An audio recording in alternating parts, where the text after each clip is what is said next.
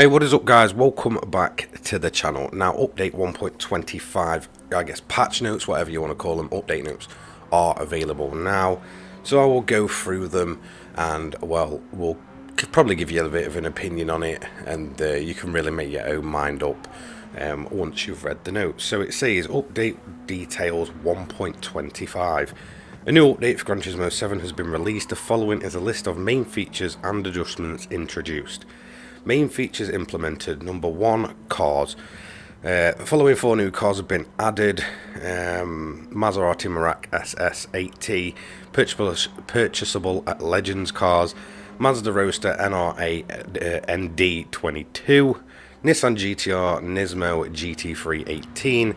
Nissan Skyline 2000 GTR KPGC 110 73 purchasable at Legend cars. Number 2, Brand Central. New colour variants for the following 3 cars have been added to the Mazda showroom for use in the Mazda Spirit Racing GT Cup, an online event only available in Japan. And it says Roadster NRA ND22, which is strange because it's only just appeared in the game, so I don't know how they can be adding new colours to a car which has only just appeared. The Atenza Group 4 RX-7 Vision GT3 concept. Again, only available in Japan, the event. I'm going to assume we've all got the colours though, unsure what they'll actually be. Number 3, Cafe. The following menu book has been added. Menu book number 46, Historic Sports Car Masters, collector level 29 and above. That to me actually sounds quite decent because I've been wanting more historic sports car races for the longest time. The following 2 extra menus have been added. Extra menu number 10, Collection Honda NSX. Self-explanatory really. I think most people will be able to get that one done today.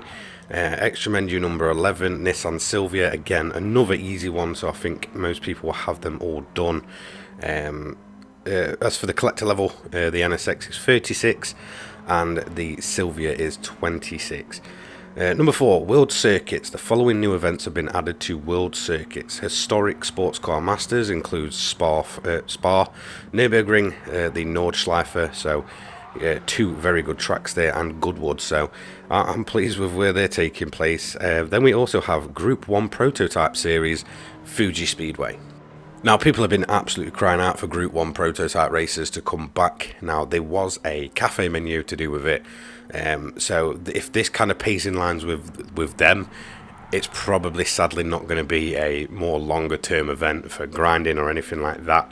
Hopefully it is. Hopefully I'm proven wrong and it's a much longer event and we can earn some decent whack with it. But I am doubtful. But, you know, again, more Group 1 events. I cannot complain with that. And then there's another Sylvia Sisters at Tokyo Expressway South clockwise. Bit of a strange one considering we obviously had it released in the last update with 3 new events alongside it. But yeah, I mean, okay, Polyphony just do Polyphony. I think most people really did not like that menu book. I believe probably the classic sports car one is going to be much more popular. But again, another silver event. I personally liked it. I was in the minority. So, you know, for me that's cool to see. Number 5, Scapes. The Whitby and Autumn Leaves locations have been added in feature creations as in Scapes. Whitby's cool because I go there every year, so I'll actually be able to recognise that one. Autumn Leaves, you know, it's just standard really, isn't it? It's becoming autumn now, so you know, a lot of people are going to be in the mood for some nice little spooky Halloween themed pictures.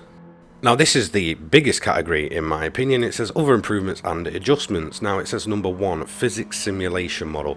Adjusted the simulation for tire heat generation and wear ratio. Then it has some, you know, extra bullet points. It says adjusted the suspension geometry for each car. Adjusted the initial values for suspension parts. Adjusted the initial values for differential gear with fully customizable LSD equipped on certain cars. Adjusted the performance points PP of some cars. Changed the conditions for mechanical damage occurring from a collision or contact if mechanical damage is set to light or heavy in the race settings. As a result, cars are now less likely to sustain damage after hitting a track wall or other obstacles. Now, what it looks like they've done, or possibly could have done, it doesn't really explain it too well, is that suspension and LSD could be re-enabled in the performance point kind of scale of a car. A lot of people seem to think it was a glitch, that suspension and, you know, your LSD did not affect the car performance. What they did in the previous update was essentially disable them from affecting that.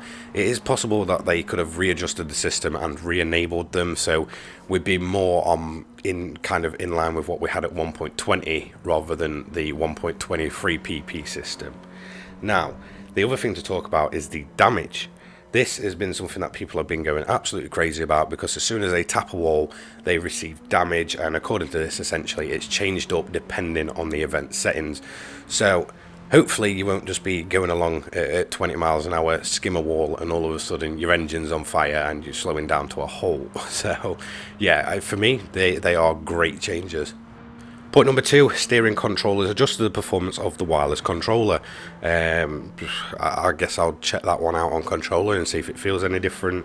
Most of the time you can't really tell. Number 3, sport. In daily races and championships, it's now possible to select the style of an event-specified car.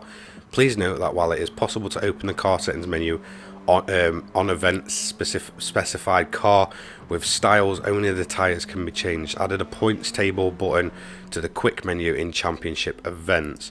Number 4, my page. Fixed an issue wherein achieving all bronze or all gold in license tests, missions and circuit experience will cause a milestone to show up multiple times. And then 5, custom race.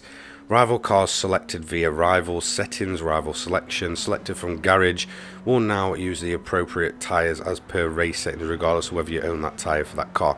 Now that's a big one, because I've tried to do longer sort of custom races and, you know, do my own championship, but the tyres were all wrong for the cars. So this really does make quite a big difference to me personally. Whether or not that'll affect you, I don't know, but again, that is a good change for me personally. Number 6, localization, fix various text location issues.